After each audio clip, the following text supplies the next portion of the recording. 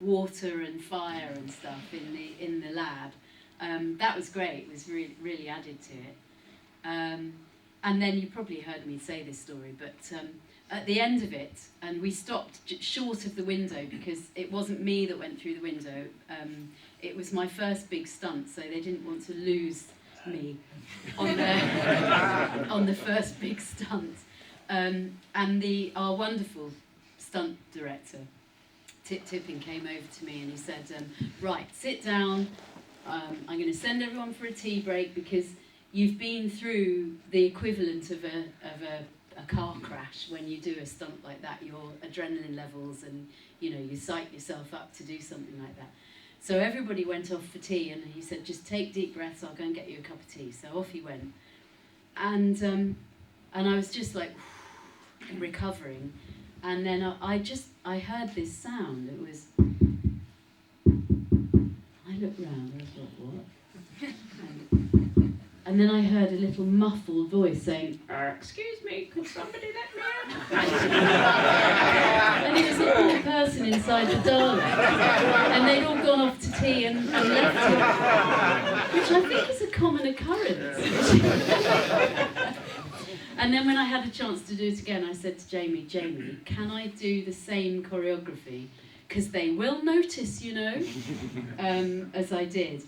And I think it was a slight regret that I'd seen another take of me beating up the Dalek, which was from a slightly wider angle. And I think in the edit, Jamie didn't do the edit because his partner was having a baby at the time, so it was left to somebody else.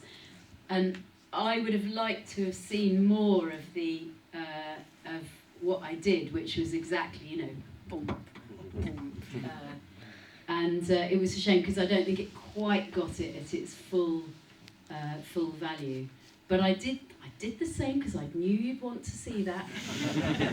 We appreciate it. Time for one more question.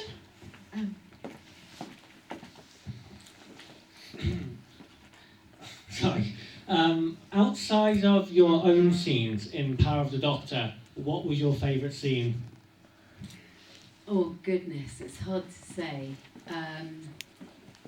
There's two parts to this. I absolutely loved watching Janet and Peter doing their sort of reunion scene. I thought that was lovely. I loved the scene where Jodie and Mandip are sitting on the top of the TARDIS. I thought that was great. I think that was done at the last minute as well. I think Jamie just said, "Oh, let's have you on top of the TARDIS." And I loved it. I mean, I thought the effects were incredible, all the CGI and that opening sequence. I mean, that was quite amazing. The train, it was really incredible. Yeah, gosh, so many bits. But I think to film, one of my favourite scenes to do was actually one that I wasn't even in. It was the day that I went to read the lines in for Sylvester, and I did my bit, and they said, right, that's it, Sophie, that's a wrap for you, thank you very much.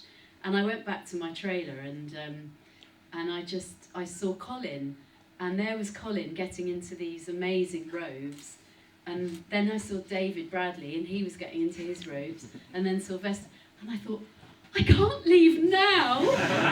This is like the best Doctor Who convention ever. So I said to somebody, do you think I could stay for a bit? They said, yeah, of course you can. So I went back into the studio and I sort of stood by the monitors, watching everybody setting everything up. And then Jamie came over to me and he said, are you going to stay for a bit? I said, yeah. He said, would you mind reading in all the other doctors?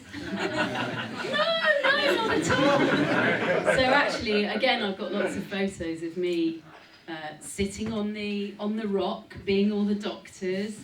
I was Jodie for a bit, reading in for them. And then down by the side, I've got me, Colin and I were standing together. I was reading in, because Paul and Peter couldn't make it on that day. They were busy filming something else, so I was reading them in as well. So I got to play all the doctors at one point in that day.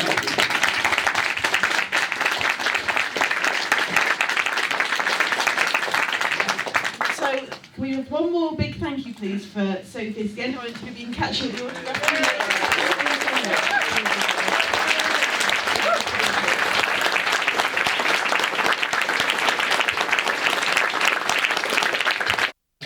Your Doctor Who, Colin Baker.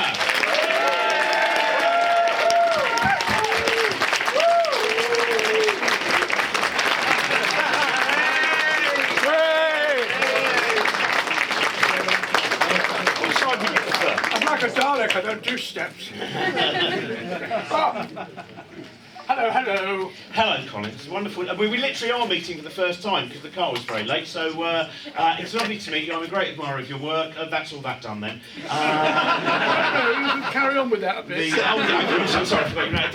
Actually, I can tell you that my son who's now 15, when he first started watching classic Doctor Who's, you are his favourite Doctor of that period. When he started watching, yeah.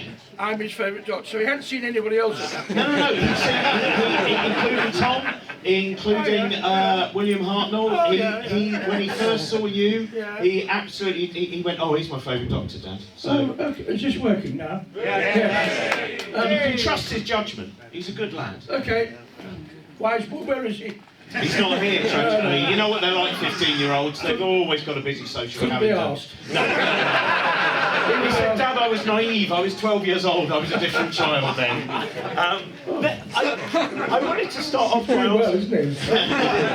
wanted to start off by asking you about what was your Doctor Who when you were a child? What was the thing that for you was something you could retreat into and kind of, like everyone here, the thing that